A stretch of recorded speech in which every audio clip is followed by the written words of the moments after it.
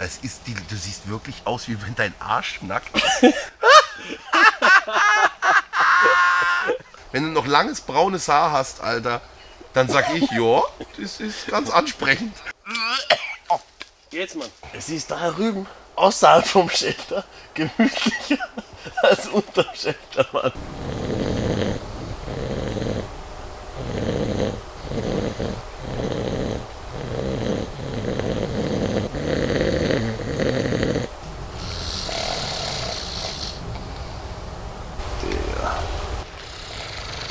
Ja.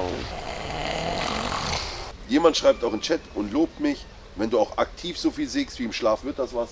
Ich habe ein gutes Gefühl. Ich sag dir ehrlich, Knossi hat so laut geschnarcht. Lia hat schon angerufen und hat gesagt, dass er noch nie so laut geschnarcht hat. Machst einfach so, Sascha, gehst hin, Mund zu halten, Nase zu halten, bisschen drücken, 5 Minuten, hast du Ruhe.